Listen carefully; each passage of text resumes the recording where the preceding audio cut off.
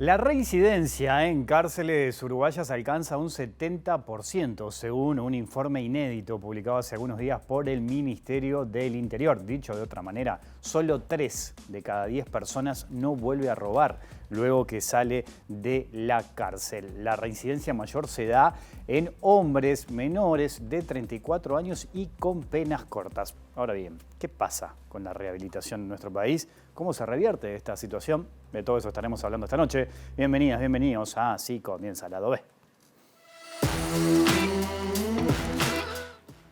A los 6 meses, los excarcelados de 2019, a los 6 meses, el 29,2% de ellos ya había vuelto a prisión. Al año, ese porcentaje ya había aumentado al 44,1%. A los 2 años, ese porcentaje aumenta al 58,7%. Y finalmente al tercer año, es decir, en 2022, ese porcentaje ya había aumentado al 65,6%. Que según nuestros cálculos, en los próximos años la reincidencia se estabiliza alrededor del 70%. Es decir, a la pregunta de, en Uruguay, ¿cuánto es la reincidencia penitenciaria? La respuesta más simple es el 70%. ¿No? Que dicho de otra forma significa que el 30% de todas las personas que pasan por el sistema penitenciario desisten de delinquir en el futuro, mientras que el 70% lo hace de nuevo. La edad es fundamental. Es decir, de los 18 a los 37 años de edad, más del 50% de todas las personas que pasan por el sistema penitenciario reinciden dentro del primer año. Y esa reincidencia baja de manera muy significativa a medida que el excarcelado aumenta su edad. Y de este tema tan importante estaremos hablando esta noche en vivo aquí en Lado B, en la pantalla de TV Ciudad, con Jaime Saavedra, licenciado en Ciencias de la Educación, durante muchos años además director de la DINALI. Jaime, es un gusto recibirte, bienvenido a Lado B, ¿cómo andás? Muy bien, por suerte, muy contento de estar acá. Bueno, es un gusto recibirte, trabajaste muchos años precisamente en la DINALI, ¿no? En la rehabilitación de personas. ¿Qué lectura haces, por ejemplo, de este informe inédito que presentó el Ministerio del Interior? Bueno, la primera reflexión es la siguiente. El problema de la reincidencia es un problema serio y de magnitud. Lo sospechábamos, pero no lo sabíamos hasta que apareció este estudio que viene, digamos, a confirmar lo que intuíamos todos aquellos que trabajamos en cárceles o alrededor de las cárceles, ¿no? Y los estados, el Estado uruguayo y los estados de la región, no parecen haber tomado nota todavía de la seriedad del problema y de la magnitud del problema, en tanto que sigue perpetuándose esta cosa loca de tener un fenómeno bien complejo que además afecta a aquellos sectores más pobres de nuestras comunidades,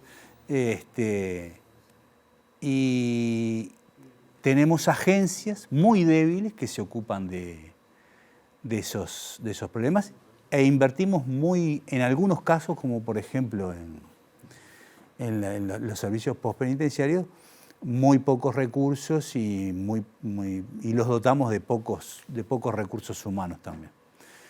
Entonces, bueno, digamos, ojalá que esto sirva para que en conjunto reflexionemos y podamos pararnos en adelante, digamos, de una manera más responsable, con más sentido de la esperanza, porque nos va en juego la sobrevivencia como comunidad, ¿no? Yo siempre, muchas veces lo hemos conversado, Wilma. Nosotros este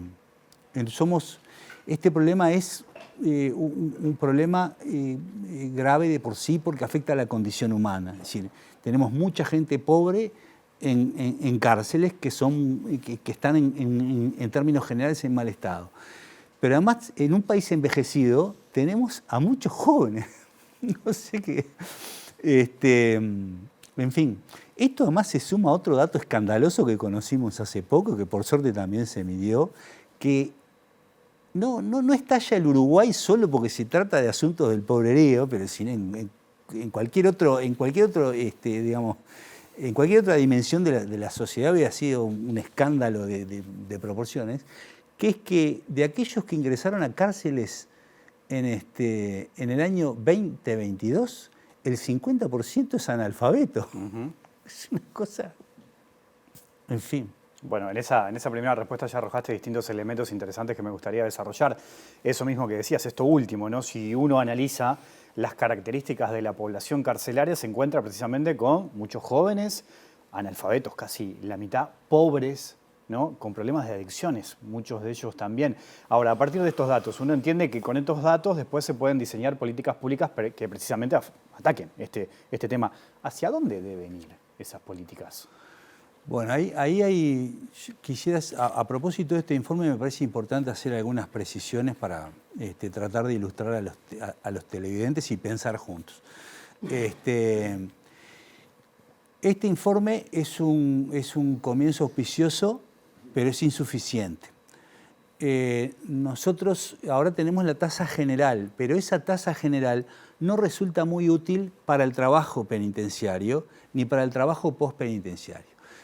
Quiero decir, sobre este informe nosotros deberíamos avanzar, saber de este 70%, además de que son jóvenes, pobres, que en el primer año residen tantos, bueno, lo que acabamos de ver, tenemos que saber exactamente cuál es el nivel educativo, de qué barrios provienen, cuál es la composición sociofamiliar, si tienen uso problemático de drogas o no tienen uso problemático de drogas, cuál fue su trayecto dentro del sistema penitenciario, si pasaron solo por el Concar, o estuvieron en Punta Rieles, o estuvieron en el Penal de Libertad, o solo en Rivera, o tuvieron un largo periplo dentro de cárceles.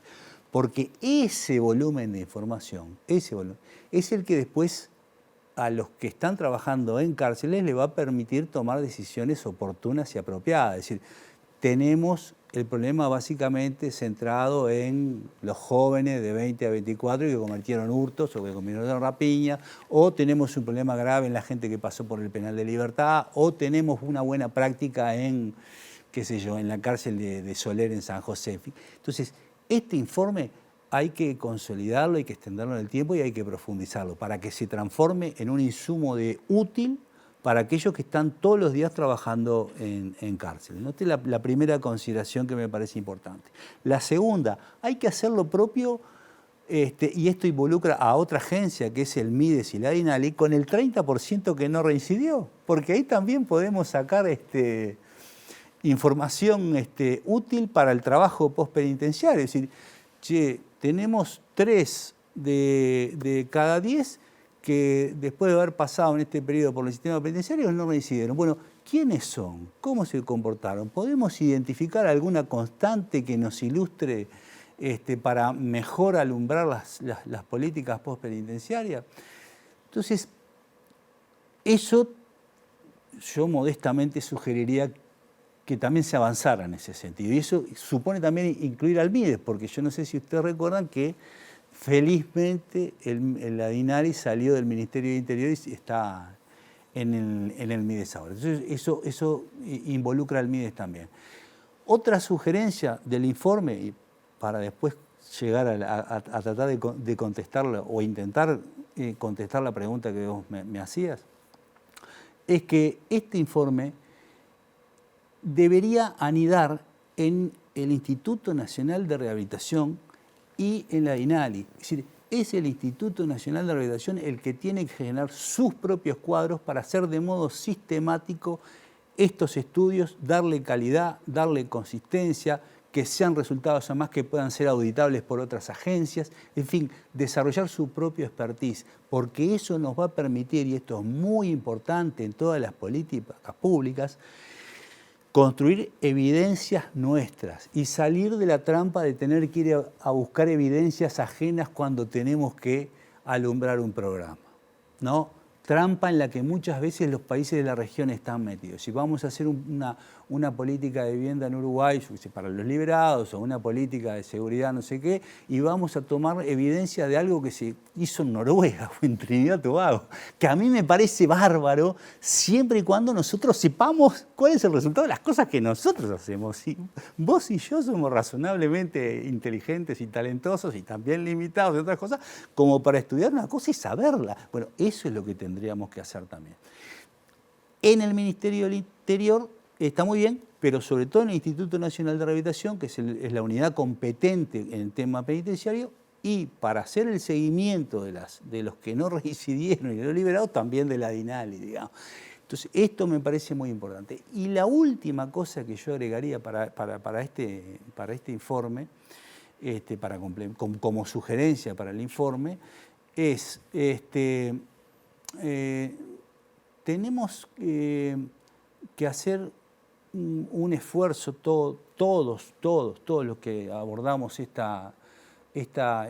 los que trabajamos en estos territorios o los que circunstancialmente ocupamos cargos de responsabilidad y los que vendrán y las que vendrán, por no hacer de esto una causa personal. Es decir, no son lugares de promoción personal. Es decir, son lugares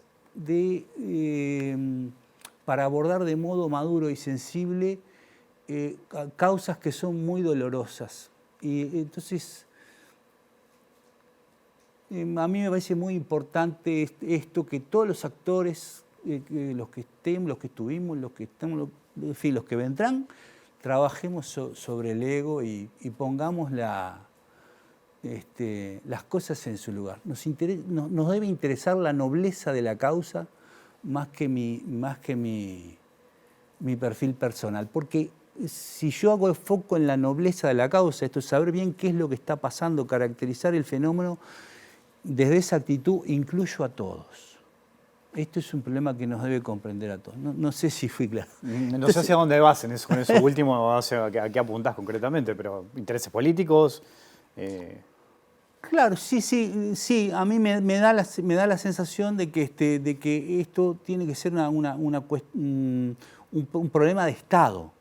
¿Sí? No asociado a una persona o a dos personas, un problema de Estado, ¿no? Si esto es un problema de Estado, entonces el otro día, por ejemplo, en el informe el papel central tenía que haber sido del INR. El papel central tenía que haber sido de la DINALI, me parece a mí. Y no del Ministerio del Interior en ese caso. Y no del Ministerio del Interior y no del Ministerio del Interior, ¿no? La presentación del informe la hace Diego Sanjurjo. Sí. ¿No? Y en realidad, a mí me hubiera parecido mucho más apropiado que estuviera sentado el director nacional del Instituto Nacional de Rehabilitación con el ministro, obviamente, y con otros técnicos, si fuera apropiado, y con el director de la DINALI, junto con el ministro competente. A mí me parece que sería la formulación que representaría este estado espiritual, que es el que yo entiendo con el que se debe abordar este asunto. ¿Te compliqué mucho? No, para nada. Pero me parece que esto es un mensaje central. No, en estos territorios que son tan difíciles, tan duros, que tanto dolor nos causan, que estemos todos. Porque todos queremos superar esto. Yo sé que es una pregunta compleja y es difícil responderlo, ¿no? ¿Cómo se revierte esto? Porque más de una ocasión vos has hablado, la gente que trabaja en el tema también, de que una de las claves es, que las políticas sociales entren en la cárcel, ¿no? Todo, salud, educación, deporte. ¿Cómo estamos parados en eso? ¿Es posible realmente que las políticas sociales logren un golpe de efecto y que se pueda cambiar esto a corto plazo? Bueno, yo creo que sí. Hay algunas pistas que yo voy a tratar de transmitir lo que he vivido. Y lo que he vivido en mi ejercicio profesional y lo que he visto en mi trayectoria. Hay que pensar esto siempre como que el conjunto de personas que salen liberadas del sistema penitenciario tienen una cantidad de obstáculos muy importantes que sortear para vivir en comunidad felizmente como te pasa a ti, como me pasa a mí. Obstáculos que tienen que ver con la vivienda o con la falta de vivienda, la falta de preparación, la falta de educación, en todas sus modalidades, tienen el obstáculo de no tener experiencia laboral, tienen el obstáculo del analfabetismo, el obstáculo del consumo problemático de drogas, en fin.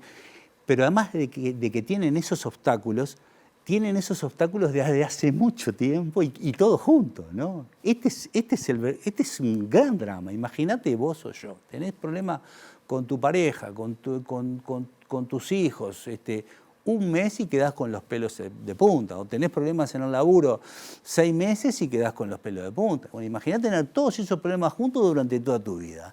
Es verdaderamente un drama, ¿no? Un drama, ¿no? Pensemos siempre, hagamos el ejercicio siempre de pensar esto como si estuviéramos pensando en nuestra persona más querida, en nuestro chiquito más querido, nuestro hijo de 20 años o hija de 20 años más querido, viviendo este conjunto de situaciones. Se nos pone la piel de gallina. Entonces, sobre ese conjunto de obstáculos, el Estado tiene que trabajar, tiene que hacerse presente y tiene que invitar a otros actores de la comunidad. De lo que yo he vivido, todas estas cuestiones son importantes, el trabajo, la vivienda, la educación, el consumo problemático, todo es importante. Pero para mí lo más importante en el mundo adulto es el tema del trabajo formal. Entonces, puede parecer una obviedad, pero no lo es tanto. Es decir, en la vida del adulto, de todos nosotros y también de las personas que son liberadas del sistema penitenciario, las que están hoy en prisión, el tema la vida se organiza en torno al trabajo, al estudio, a la familia, a la religión, al entretenimiento, al ocio, a los afectos, a la pareja. Bueno, sobre esas dimensiones hay que trabajar para que las puedan ir acomodando. De todas esas, yo la que priorizo es el tema del trabajo formal. El dar oportunidades, y dar oportunidades en la medida de lo posible, ya desde que la persona cae en prisión. Ahora, Jaime, sí. Uno puede pensar, ¿no? Analizando y viendo la evolución que ha tenido este tema en los últimos tiempos, hoy tenemos casi 15.000, un poco más de 15.000 personas privadas de libertad en nuestro país, viviendo en condiciones, la verdad, bastante complejas. Uno puede pensar que esto se puede poner peor, ¿no? Que con el paso del tiempo puede llegar a ser peor. ¿Qué mirada tenés sobre eso? ¿Somos conscientes de esa situación? Y cuando digo somos, obviamente que involucro a todo el sistema político, a todos los partidos. El año que viene vamos a entrar en campaña electoral. ¿Vos sentís que este tema está arriba de la mesa, que es prioridad? Bueno, yo tengo una perspectiva bastante pesimista y voy a tratar de explicártela, pero si me permitís un segundo voy a tratar de terminar la contestación. Sí. De la pregunta anterior. Además de estos obstáculos que hay que remover para estas personas, como necesitamos todos en la vida, es decir, tener trabajo, tener estudio, tener capacitación, tener alguien que nos quiera, que nos cobije, que nos acompañe, que nos proteja, como todos precisamos, es muy importante fortalecer las agencias que trabajan. Nosotros tenemos, no me canso de repetir, un Ministerio de Interior con 33.000 funcionarios, un Ministerio de Defensa con 28.000 funcionarios y una INALI que tiene 80 funcionarios, o un Ministerio de Desarrollo Social que tiene 1.300 funcionarios, no sé cuántos tiene. Hay algo que tenemos que pensar. Hay algo que nosotros tenemos que rever. ¿Cuántos directores generales puede haber en el Ministerio de Desarrollo Social? No tengo ni idea, pero venía pensando cuando venía para acá. Lo voy a averiguar mañana. Ponle que tengamos 10 directores de programa, 10 directores generales. ¿Cuántos coroneles tiene el ejército? ¿Cuántos sargentos tiene la policía? ¿Cuántos comandantes en jefe? Algo tenemos que pensar, no en contra de los otros, para fortalecer estas agencias que tienen un trabajo extraordinariamente complejo. Es decir, de lo que estamos hablando en privación de libertad y en los servicios postpenitenciarios, básicamente es esto, es cómo yo hago, desde una mirada educativa, pedagógica, de sensibilidad social, para mover tu cabecita y tu corazón y lograr convencerte de que hay caminos mucho más felices para vos y para tu familia y para todos tus seres queridos que la vida del delito.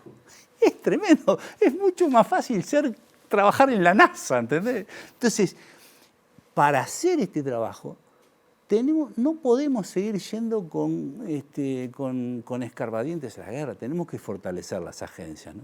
Entonces, a mí me da la sensación, y en ese sentido soy pesimista, yendo a la última pregunta que me hacías, Wilmar, de que no tenemos conciencia, que se han tomado todas decisiones en esta administración que van en un sentido contrario a lo que yo entiendo que debería hacerse y que van a colocar al sistema penitenciario y a los servicios postpenitenciarios en una situación extraordinariamente difícil a partir del 1 de marzo del 2025. Gane quien gane, el que gane la va a tener difícil. Gane quien gane. Pero quiero decir esto, la preocupación por lo que yo, digamos, la preocupación en función de las decisiones que ha tomado esta administración y el recorrido que ha seguido, tanto en términos penitenciarios como en términos postpenitenciarios. Y también la preocupación porque veo que la oposición no toma esto con la debida seriedad. Entonces me parece que vamos a llegar a una situación de una gravedad inédita al 1 de marzo del 2025, con una administración que ya no está en condiciones de torcer el rumbo porque no tiene espacio político ni presupuestal, y con una oposición que no tiene ideas de cómo, no se está armando para, en el caso de que le toque gobernar, cómo resolver este escenario que yo visualizo. Si es que tengo razón, si es que estoy equivocado, seremos todos felices. De gravedad inédita hablas. Tengo que hacer una pausa, pero me gustaría seguir sobre ese tema. Dale. Ya sigue el lado B aquí en la pantalla de TV Ciudad.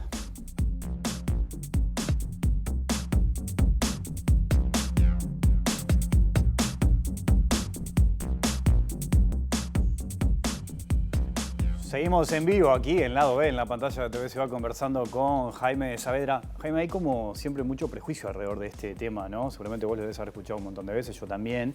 Ese concepto de que los reclusos no se quieren rehabilitar, están ahí, no tienen pensado rehabilitarse. Si vas con un trabajo o una propuesta, quizás no te escuchan, no te miran. Según tu experiencia de estos años trabajando en la DINALI, ¿cuál es la respuesta cuando vos ibas en busca de una persona y le ofrecías hacer un taller, aprender un oficio, conseguir un trabajo? No, mi experiencia no es esa. Para mí siempre hay como una confusión vinculada a lo que son las discusiones en las redes sociales, digamos. A nivel de las redes sociales se dice mucho disparate. Después en la práctica lo que sucede es que la enorme mayoría de los uruguayos y de las uruguayas, cuando advierten que las cosas se hacen bien y con un sentido positivo, terminan acompañando. A mí me pasó en la DINALI, en los 2 periodos que estuve en la DINALI, que yo hice acuerdos con todas las intendencias de todos los partidos políticos por temas de pasantías, capacitaciones, predios que nos cedían, todo tipo de acuerdos hicimos con todas las intendencias.